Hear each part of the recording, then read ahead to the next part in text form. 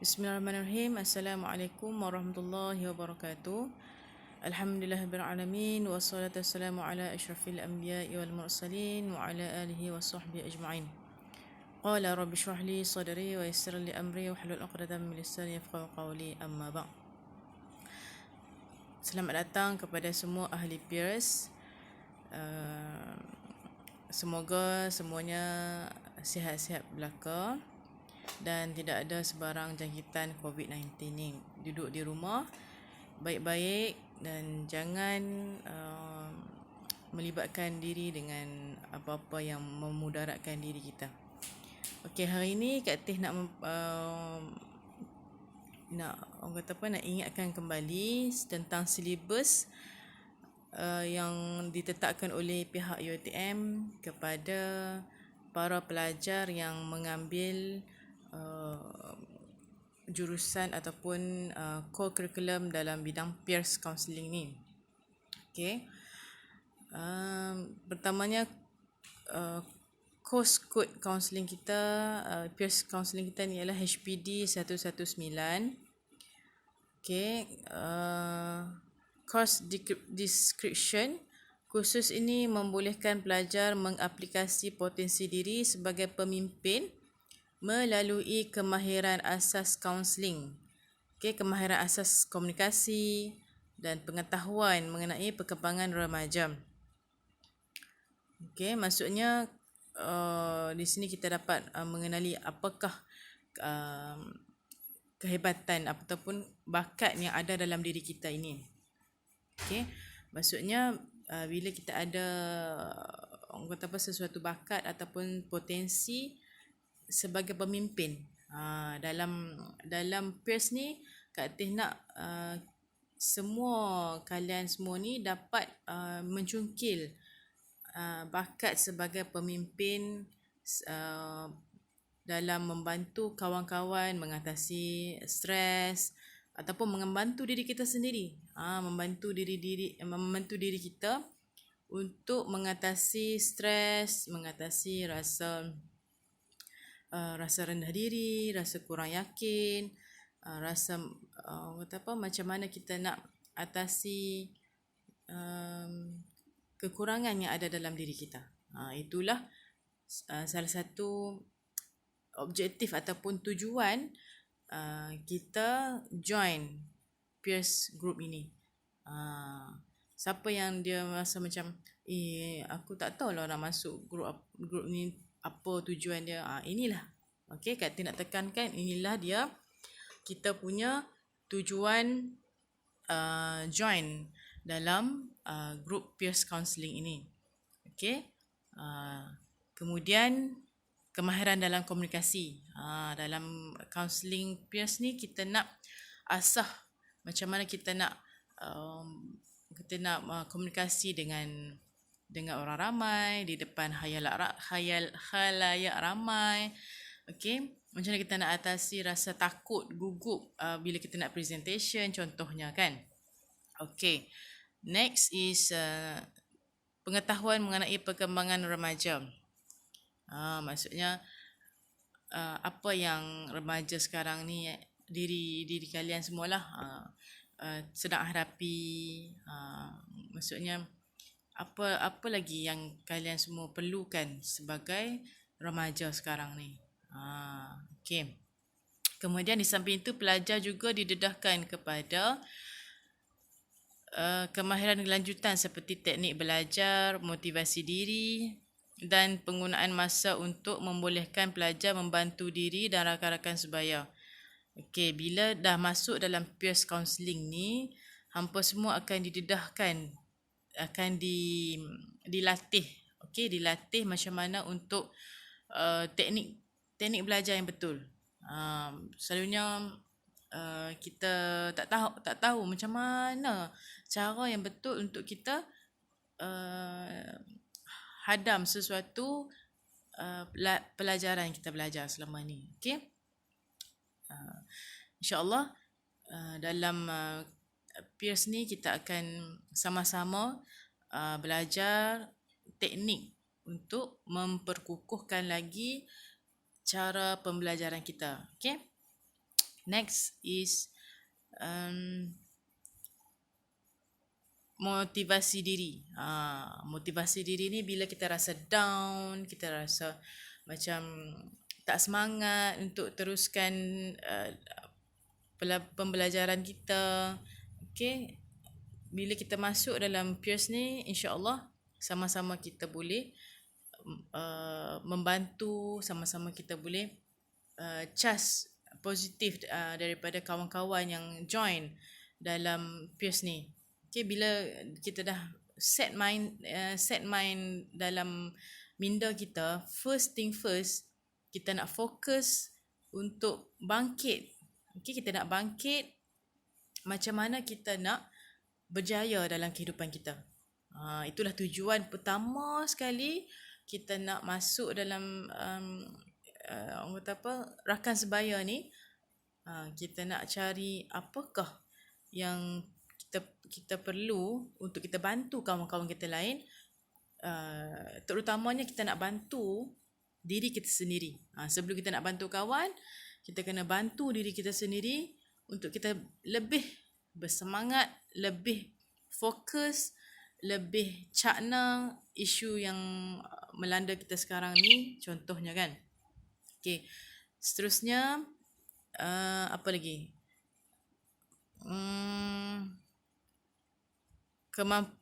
Kemampuan dalam pengurusan masa untuk memulihkan pelajar, membantu diri dan rakan-rakan. Macam kata tadi, membantu, orang kata apa?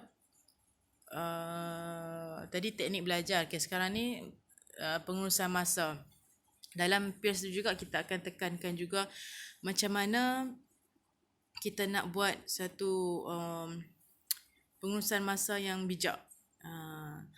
Okay, dalam sekarang ni kan kita hidup dalam norma baharu, so macam-macam yang perubahan yang baharu yang kita perlu lalui. Okay, teknik belajar pun online. Kak Teh pun sedang hadapi norma baharu juga ni. First time ni cakap guna video recording ni. Okay, so Kak Teh pun juga kena, orang kata apa, adapt lah. Maksudnya kena sesuaikan diri Kak Teh dengan norma baharu ni juga. So Kak Teh juga kena tingkatkanlah keyakinan diri untuk cakap dalam orang kata apa, kamera ni. Sebelum ni rasa malu, rasa takut. So bila dah orang kata apa, dah jadi macam ni, kena juga beranikan diri. Yalah, bila dah tak boleh nak jumpa orang kata apa, jumpa student-student dekat UiTM, kita kena buat satu solusi untuk cari apakah lagi yang kita boleh orang kata apa, solusi lah dalam untuk nak belajar walaupun kita dalam orang kata apa, COVID-19 ni kan. Kita kena juga belajar even di mana-mana sahaja. Okay, jangan putus asa, tetap juga belajar. Jangan kata aku malas lah nak belajar, dah jadi macam ni nanti susah lah nak faham, nak orang kata apa, nak adapt balik, nak fahami balik apa yang belajar dulu, susah lah nak semangat balik. Jangan. Itu kita buang jauh-jauh. Yang sekarang ni kita fokus untuk kita berjaya habiskan kita punya diploma di UiTM Dungu ni. Okay, dan jangan rasa kecewa dan jangan rasa mudah putus asa. Okay, jangan rasa kecewa, rasa down. Okay, alright, next is dengan pelbagai kemahiran yang dipelajari juga dapat membantu pelajar meningkatkan keyakinan diri, membina semangat dan motivasi diri serta dapat melatih diri untuk menjadi pemimpin yang berjaya. Okey, itu tadi kita tekankan tadi, motivasi kan, kita nak bersemangat diri, kemudian dapat melatih diri untuk menjadi pemimpin yang berjaya. Okey, kena ingatlah, kita nak jadi pemimpin ni bukan sekadar pemimpin hanya sebagai pemimpin untuk diri kita sendiri sahaja. Untuk hanya di kampus sahaja, tapi kita kena berfikiran jauh, berfikiran orang kata apa, matang. Kita kena jauhkan lagi kita punya pemikiran. Maksudnya macam mana kita nak memimpin keluarga kita suatu hari nanti kalau kita dah berkahwin kan, keluarga kita nak memimpin masyarakat secara amnya. Itulah tujuan yang sebenar, daripada sekecil-kecil tujuan kepada sebesar-besar tujuan. Okay. Alright. Next is transferable. What is? Kita tak apa nampak kecil sangat ni. Transferable skills. Okay. Bila masuk kata transferable skill ni, teamwork skills and leadership skills. Okay, teamwork skill ni maksudnya berkumpulan. Bila masuk kata berkumpulan, nanti kita akan adakan juga teknik berkumpulan. Aktiviti berkumpulan. Even dalam online pun kita tetap juga cari solusi macam mana kita nak buat teamwork skills ni. Okay, then is leadership skills. Okay, bila dalam kita dah join rakan sebaya ni, peers ni, kita akan dapat leadership skills. Maksudnya kata apa? Teknik-teknik leadership, teknik-teknik leadership yang tepat. Okay, leadership kepimpinan yang betul. Okay, next is teknik methodologies. Okay, dalam methodologies yang digunakan dalam peers ni, kita akan guna role play. Okay, role play ni dia macam teknik orang kata apa, dua hala lah. Okay, then is lectures, apa yang sekarang ni lah, syarahan ataupun secara ucapan awam lah. Okay, next is lecturers. Third is practical classes. Ini tak boleh kita buat sebab dah COVID-19 kan. Nanti tunggu arahan seterusnya. Kalau kita boleh buat practical class, kita akan buat. Okay, then demonstration. Demonstration ni dia contoh demo yang contoh kalau kat tunjuk apa-apa yang berkenaan dengan tajuk yang kita buat. Contohnya macam counselling individu, macam mana cara dia. Itulah demonstration. Demonstrasi lah. Contoh counselling individu dibuat. Okay. Then is discussion perbincangan di antara ahli grup. Kemudian problem based learning. Problem based learning ni apa masalah yang timbul dalam pembelajaran, dan kita akan sama-sama selesaikan. Then is simulation activity. Okay, aktiviti yang ada pengajaran dan orang kata apa, akhir daripada apa aktiviti kita buat mesti ada apa dia pengajaran dia. Okay, then is presentation. Okay, setiap individu dalam peers ni kat diwajibkan untuk kita buat presentation. Presentation ni mewakili 30% markah dalam co-curriculum kita. Tinggi 30 markah tu. And then is presentation ni dalam online ni kita akan buat, contohnya kita akan buat kat TikTok. Siapa yang ada akaun TikTok tu bolehlah buat sekreatif yang mungkin lah presentation dalam TikTok tu secara individu. Okay, next is small group session.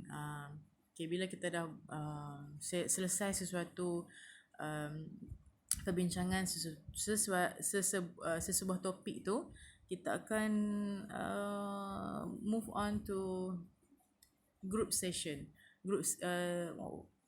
small group session. Okay, bila kita dah, contoh kita sekarang ada 37 orang ahli yang mendaftar dalam peers ni, nanti kita akan bahagikan dalam grup-grup yang kecil. Kita akan bagilah dalam 5 orang ahli dalam satu grup contohnya kan.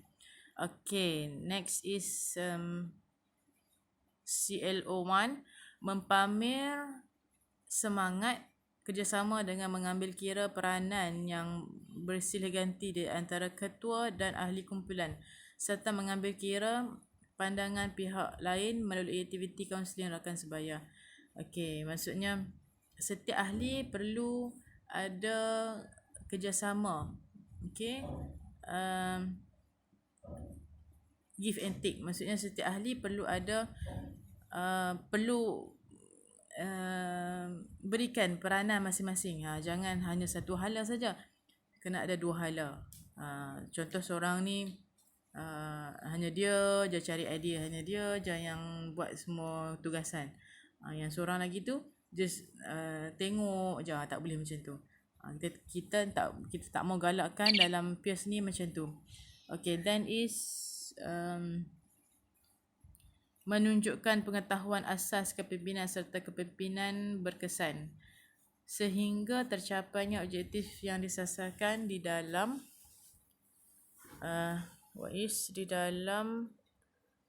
tercapainya objektif yang di dalam aktiviti kaunseling rakan sebaya. Okay, bila dah kita dah faham sesuatu topik tu, okay, kalian kena tunjukkan pengetahuan asas kepimpinan. Okay, bila dah kita faham, kita akan buat praktiskan benda tu. Contohnya kita akan buat cakap di dalam online media sosial, kita akan buat video, kita akan share. Itu adalah satu teknik untuk kita tingkatkan rasa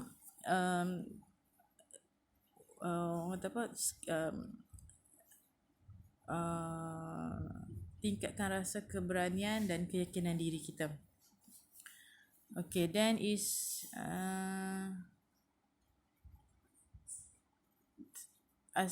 kepimpinan berkesan sehingga tercapainya objektif yang disasarkan di dalam aktiviti kaunseling. Okay, sekiranya belum capai lagi objektif, kena ulang buat lagi sehinggalah tercapai tujuan. Tujuan yang diselaraskan di dalam silibus peers counselling ini. Okay, next is topik. Topik yang digaris panduankan di dalam counselling ini. Okay, first is perkembangan diri. Perkembangan diri dia lebih kepada nombor 1 ialah pengenalan diri. Okey, untuk pengetahuan semua, sepanjang pembelajaran kita di dalam peers ni, kita akan guna buku panduan ni, teori kaunseling dan psikoterapi. Okey, ditulis oleh Melati Sumari, Ida Hartina, Nur Faiza dan Azmawati. Ni para penulisnya lah. Okay. Alright. Dalam perkembangan diri dalam silibus peers ni, apa yang dipelajari ialah pengenalan diri. Okay, pengenalan diri.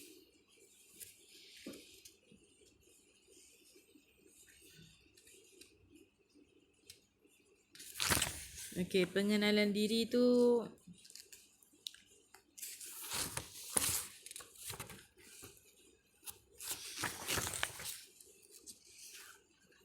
nanti kita akan buat satu aktiviti ataupun video lah untuk memberi tahu tentang pengenalan diri masing-masing. Okey. Okay, next is kita akan belajar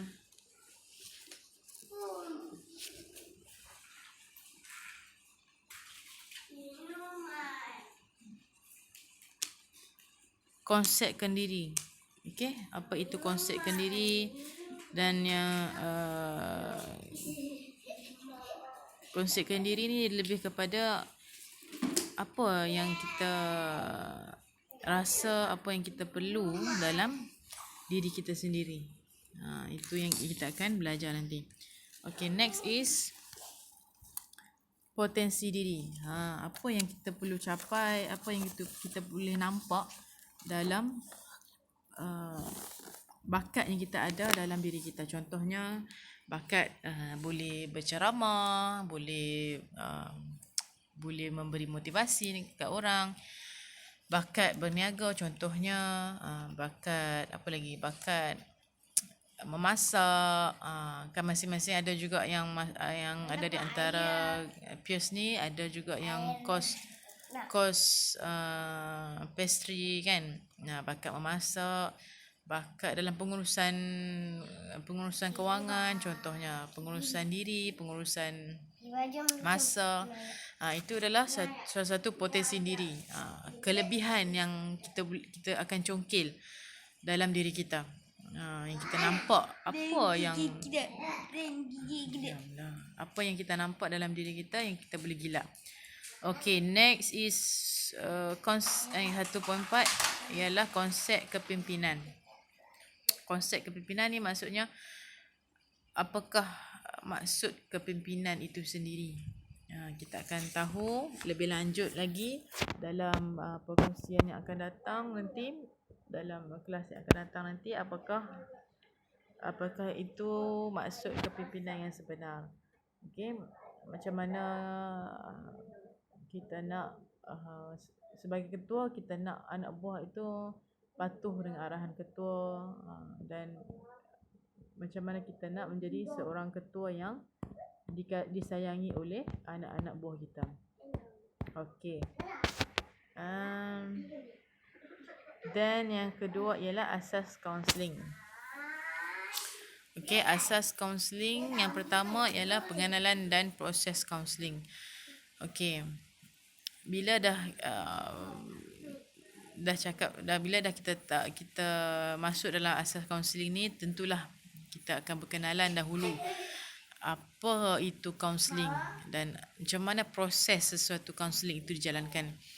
Okey, macam Kak Teh dulu bila belajar di USIM dulu, kami selalu akan ada setiap hari akan ada kelas di makmal kaunseling. Kami akan belajar macam mana kaunseling individu, kaunseling kelompok, kaunseling keluarga, kaunseling kerjaya, dan macam-macam lagi kami akan belajar, dan kami akan praktiskan. Contohnya kawan jadi klien dan contoh Kak Teh jadi kaunselor. Kak Teh ada kawan sekuliah lah. Kawan sekuliah akan jadi berlakon menjadi klien contohnya. Ataupun dalam satu akhir semester kami akan buat sesi kaunseling yang betul. Kami akan cari klien daripada junior-junior kami contohnya. Kami akan cari klien daripada junior kami dan kita akan rekod lah benda tu, dan bila kita dah rekod, ia akan dinilai oleh kami punya pensyarah. Itu kata nak cerita sikit lah tentang apa itu proses kaunseling berlaku. Okay, next is prinsip dan falsafah kaunseling. Okay, bila dah masuk pengenalan dan proses, kita akan masuk juga prinsip dan falsafah kaunseling. Apa yang ditekankan di dalam kaunseling ni, apa yang penting, apa yang do and don'ts, apa yang tidak perlu, apa yang perlu kita lakukan dalam kaunseling.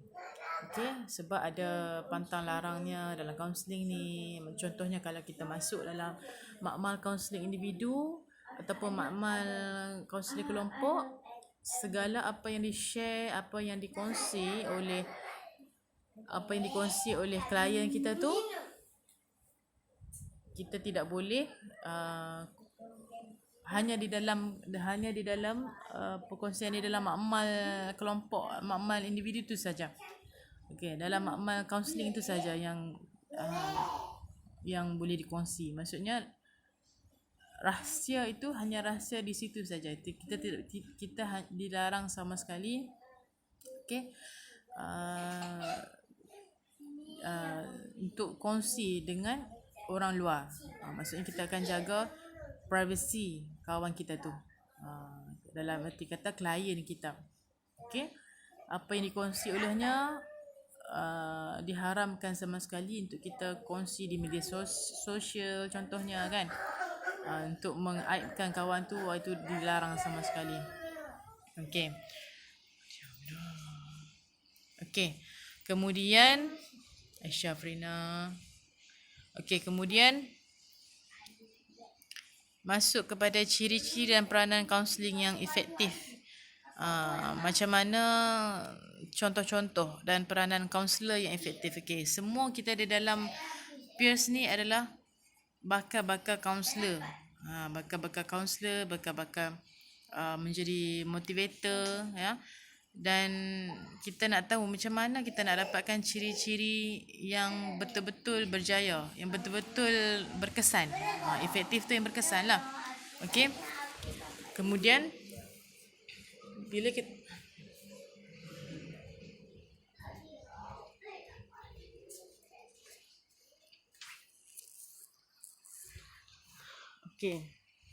bila dah kita faham, dan bila kita dah mahir bidang, dan bila kita dah mahir ciri-ciri dan peranan kaunseling efektif, dan bila kita dah mahir dan bila kita dah mahir dalam tahu macam mana nak menjadi seorang kaunselor ataupun nak jadi seorang peers yang efektif, yang berjaya. Kemudian kita akan tahu pula ciri-ciri dan peranan kaunselor rakan sebaya.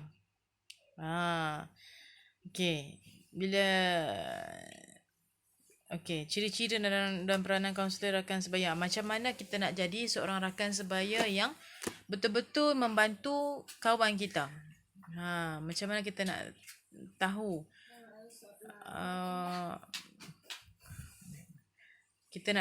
macam mana peranan kita bolehkah membantu kawan-kawan kita tu untuk menyelesaikan masalah mereka.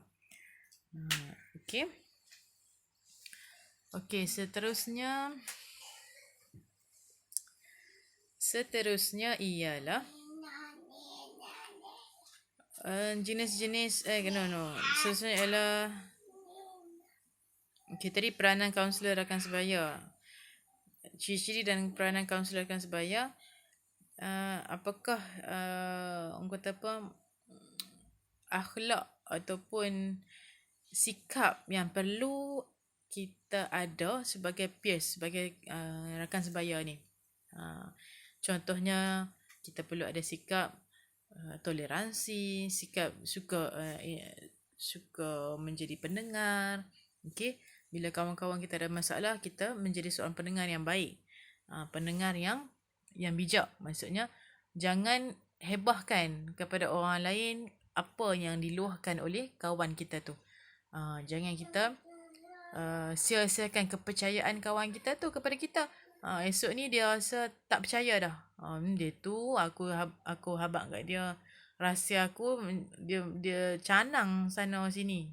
Tak boleh macam tu. Okey? Kita nak kekalkan rasa kepercayaan kawan-kawan kita, dan kita nak mereka sama-sama bangkit untuk berjaya dengan kita. Alright. Okay, next is etika kaunselor dan kaunselor rakan sebaya. Kita nak tengok apa yang ditakrifkan, apa yang dimaksudkan dengan etika kaunselor dan kaunselor rakan sebaya. Etika ni maksudnya macam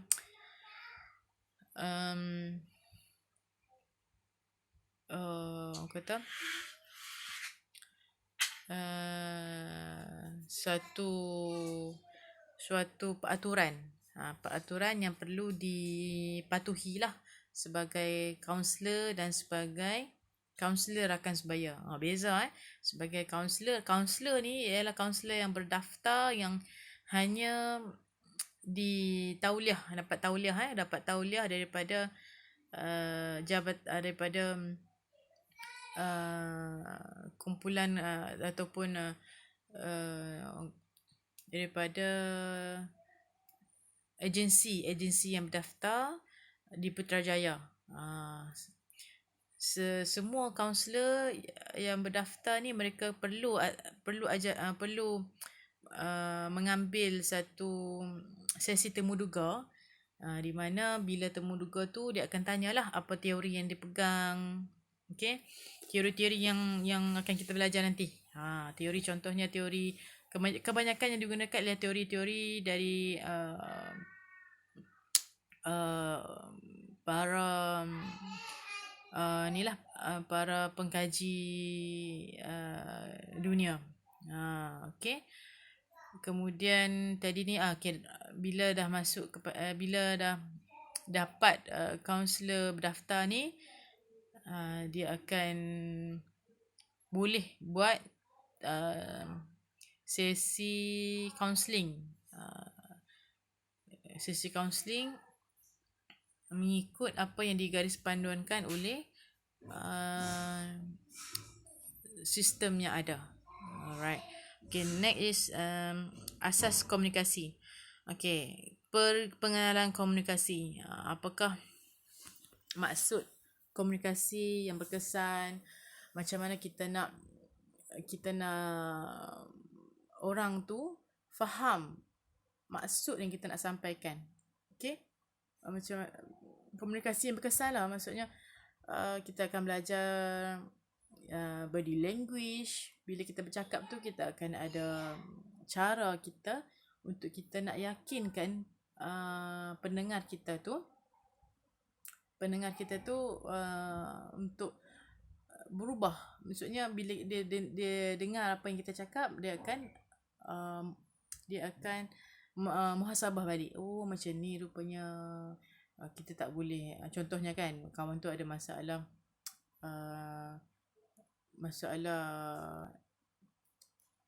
orang kata apa, stres kan, stres nak belajar. Okay, bila kita ada kawan macam tu, kita akan nasihatkan dia cara yang betul untuk kita atasi stres tu. Tapi komunikasi yang betul lah, komunikasi yang dua hala. Maksudnya jangan hanya kita je bercakap, tapi yang klien kita tu, rakan kita tu hanya senyap saja. Tak boleh macam tu. Dia kena dua hala. Kena give and take. Maksudnya kawan kita tu pun cakap apa masalah dia, kita mendengar, kemudian kita pula yang orang kata apa, tunjukkan dia jalan ataupun tunjukkan dia teknik-teknik yang betul, yang harus dia sendiri yang ubah benda tu. Dia sendiri yang perlu buat untuk dia capai apa yang dihajati dia. Contohnya dia nak atasi rasa kecewa, rasa stres dia kan. Itu yang kita perlu buat. Okay, next is jenis-jenis komunikasi. Dalam komunikasi ni ada banyak, macam-macam lah dia ada. Nanti kita akan belajar macam mana kita nak tahu jenis-jenis komunikasi yang betul, komunikasi yang berkesan, ya. Okey, kemudian remaja dan rakan sebaya. Definisi remaja dan rakan sebaya. Apakah maksud remaja itu sebenarnya, dan apakah maksud rakan sebaya itu? Okey, next is perkembangan remaja dan rakan sebaya. Perkembangan remaja dalam dunia sekarang ni. Macam mana kita nak tengok perkembangan remaja, kawan-kawan kita sekeliling kita dan rakan sebaya kita. So bila kita dah tahu apa yang trend sekarang ni, contohnya kan TikTok contohnya, yang digilai ramai tu. Okay. Bila kita dah tahu apakah trend sekarang ni, so kita boleh adapt lah, kita boleh sesuaikan dirilah dengan budaya para remaja sekarang ni. So kita ambil yang positif sahaja. Okay, yang negatif kita tolak jauh-jauh. Itu maksud yang perlu kita amalkan dalam sesi kaunseling ataupun budaya rakan sebaya. Okey, itu yang Kak Teh nak tekankan. Budaya dalam peers counselling kita ni, kita nak ada satu kesedaran. Okey, bila kita dah tahu sekarang ni budaya TikTok, kesedaran dia janganlah kita terlalu leka dengan TikTok tu sampai mengabaikan pelajaran kita. Tapi gunakanlah TikTok tu dengan seboleh yang mungkin dalam positif. Contohnya dalam TikTok tu kita nak share tips-tips untuk orang yang berjaya. Itu contohnya. Tips-tips nak cari duit untuk bantu keluarga contohnya. Itu yang perlu kita tekankan, bukannya kita menari-nari buang masa dalam TikTok tu. Jadilah remaja yang bijak. Bukan jadi remaja yang hanyut dengan kemodenan yang ada sekarang ni kan. Semuanya di hujung jari. Okay, Kak Teh pun guna juga TikTok tapi untuk bisnes Kak Teh. Kak Teh nak promote Kak Teh punya Syakli, Kak Teh punya produk-produk Kak Teh dalam Syakli tu. Itu salah satu yang kita gunakan ke arah kebaikan lah. Bukan kita nak menari-menari, kita nak nak buang masa dengan buat video-video yang sia-sia. Tapi kita gunakan ke arah yang kebaikan pula. Okay. Okay, next is what is kemahiran lanjutan. Pertama ialah motivasi diri. Bila kita dah faham apa dia potensi diri kita yang kita belajar akan datang nanti. Setelah kita belajar potensi diri kita nanti, kita akan push balik, boost balik kita punya semangat untuk mempelajari bidang yang kita ceburi. Contohnya kalau ada di kalangan kita ambil course yang bukan bidang dia. Contohnya dia minat bidang arkitek, tapi dia dipaksa oleh mak ayah dia ambil bidang medik. Tu bercanggah lah kan. Ataupun bidang engineering dia tak minat. Dia masuk arkitek tapi dia minat engineering. Tak kenal lah bidang tu kan. So macam mana kita nak atasi benda-benda macam tu? Kita nak bila kita nak nak berjaya capai apa yang kita nak tu, kita perlulah motivasi diri kita kembali. So kita kena jumpalah kaunselor kita. Kita tanya macam mana cara saya nak capai apa yang saya minat ni. Itu adalah apa yang kita akan kenal pasti dalam motivasi diri itu. Okay, next is pengurusan masa. Ini sangat-sangat penting. Okay, pengurusan masa ni kalau kita tak uruskan dengan baik, maka habislah apa kerja buat kita tertangguh, assignment tak buat sebab kita payah nak buat bila kita dah buang masa dengan Facebook, Instagram, Twitter, TikTok. Kita berseronok kan, sekarang duduk kat rumah kan, dia tak pergi mana-mana. So habiskan dengan media sosial kan. So kita tak tahu macam mana pengurusan masa yang betul. Bila dah masuk dalam peers, kita akan kenali macam mana pengurusan masa yang betul. Okey, kemudian teknik belajar. Okey, teknik belajar yang salah mengakibatkan kita, apa yang kita belajar tu tak masuk dalam minda kita. Kita tak boleh nak hadam, pensyarah cakap pilah pompang-pompang macam mana pun, tak boleh kita nak faham. Sebab teknik belajar kita tu dari first lagi dah salah dah, kan? So kita nak kenal pasti teknik belajar apa yang betul-betul membuatkan kita ni rasa, oh macam ni rupanya, oh macam ni rupanya doktor tu cakap, doktor dalam dalam kuliah kita tu terangkan. Okay. Kemudian last is project. Project ni pembentangan projek. Okey, nanti bila dah akhir SEM, kita akan buat pembentangan projek. Okey, kita akan record kalau masih lagi tak boleh dah mai ke kampus, kita akan record. Kalau boleh mai ke kelas, kita akan buat presentation by group and by individual di hadapan di dalam kelas lah, di hadapan kawan-kawan dalam peers ni. Okey. Kemudian next is assessment breakdown. Assessment breakdown, continuous assessment 100% markah. Okey, kita dikira daripada Okey.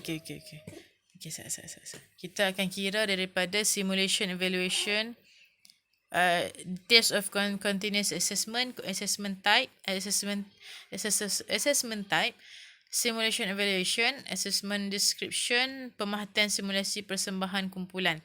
Okey, dalam ni ada 30% markah.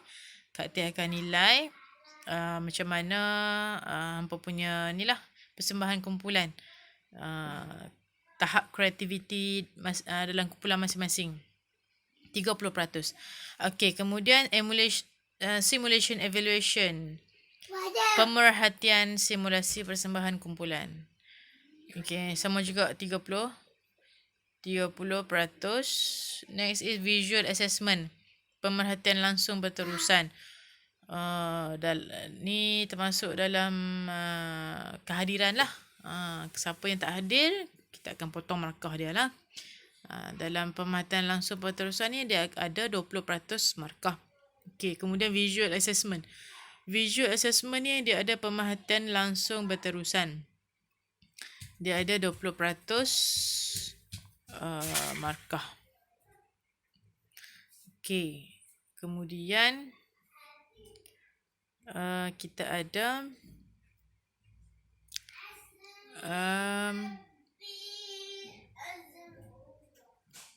okey, habis dah. Reference books. Okey, rujukan buku Percetakan Nasional Malaysia Berhad, atau kaunselor Muhammad Mansur Abdullah, Nordina Muhammad Tamin, Process Counselling, Abdul Rahman Abdul Aziz, Kemahiran Sosial Asas, Lawrence Brahma, diterjemahkan oleh Amir Awang, Perhubungan Menolong Proses dan Kemahiran. Abdullah Hassan dan Ainun Muhammad, Mengendalikan Masalah dalam Hubungan Peribadi. Okey, siapa yang boleh cari, dia boleh cari buku-buku yang disenaraikan dalam ni. Okey, buku-buku yang Kak Tia senaraikan ni, siapa yang dia rajin cari, bolehlah cari. Dan nanti apa-apa task yang Kak Tia beri, dia boleh cari dalam ni. Dia boleh, orang kata apa, jadikan sebagai rujukan.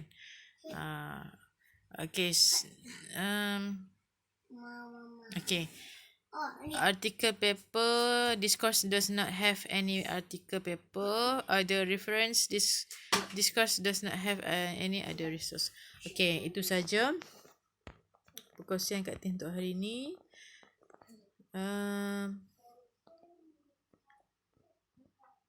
Nanti kita akan sambung untuk sesi yang seterusnya. Okey. Untuk kerja hari ni, Kak Teh nak kalian senaraikan kalian apa tadi kita akan buat tadi, untuk next class kita akan belajar untuk perkembangan kendiri kan. Okey, Kak Teh nak semua cari maksud pengenalan diri. Apakah itu konsep kendiri, apakah itu potensi diri dan konsep kepimpinan. Kita nak 4 bidang ni kalian semua cari dan buat dalam satu folder, buat sebagai satu nota. Okey, buat nota minda lah. Okey, buat nota minda untuk lebih faham. Okey, next class Kak Teh akan kumpul next. Okey, betul-betul. Next class minggu depan Kak Teh akan kumpul kerja rumah ni lah, pengenalan diri, apakah itu pengenalan diri, konsep kendiri, potensi diri dan konsep kepimpinan. Okey. Cari dalam sumber yang sahih lah, cari dalam sumber yang dipercayai. Okey, itu sahaja daripada Kak Teh. Okey, itu sahaja daripada Kak Teh dan sekian, wabillahi taufiq wal hidayah. Wassalamualaikum warahmatullahi wabarakatuh.